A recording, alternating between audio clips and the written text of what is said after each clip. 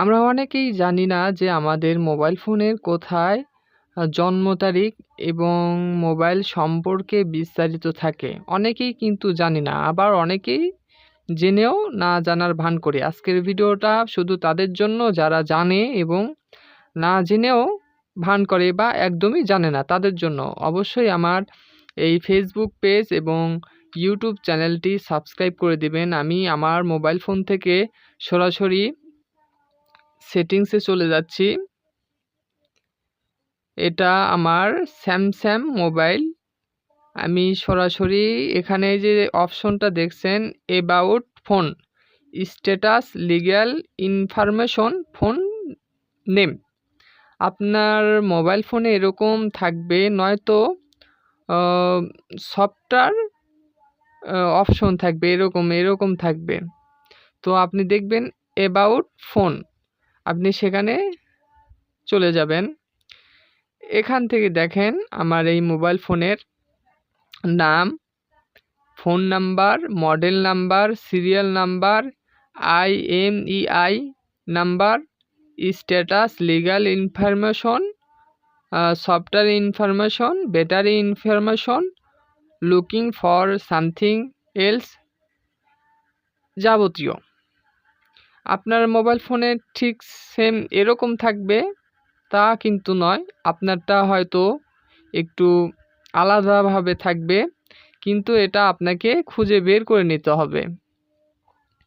তো আমি এখান থেকে যদি এডিটে ট্যাপ দেই, দেখেন আমার মোবাইল ফোনে কিন্তু এটা নাম চেঞ্জ করা যাবে, গ্যালাক্সি J7 NXT। আমি যদি দেখেন আমি GYM এটাই যদি আমি নাম দেই, GYM মোবাইল নাম, আমার মোবাইল ফোনের নাম GYM, এখানে যদি ডান দেই তাহলে কিন্তু আমার নামটা সেভ হয়ে গেল। ঠিক সেম আপনার মোবাইল ফোনেও থাকতে পারে, এরকম অপশন থাকতে পারে। আপনি আপনার মোবাইল ফোনে যদি নাম চেঞ্জ করতে চান, কি রাখতে চান, সেই অপশনটা থাকতে পারে।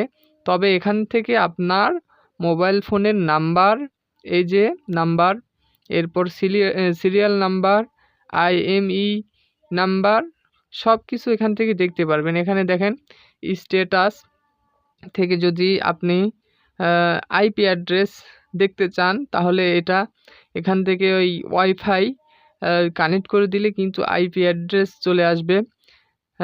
ম্যাক অ্যাড্রেস, ওয়াইফাইয়ের ব্লুটুথ অ্যাড্রেস এবং সিরিয়াল যেটা বলছিলাম, এবং আপনার মোবাইল ফোন কত টাইম চলতেছে সেটাও এখান থেকে দেখতে পারবেন।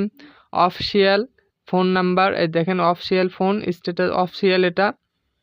তো এই ছিল আজকের এই ভিডিও দেখে যদি কিছু শিখতে পারেন, বুঝতে পারেন, আমাকে একটি কমেন্টস করে জানাবেন এবং ফেসবুক পেজ, ইউটিউব চ্যানেলটি সাবস্ক্রাইব করে দিবেন।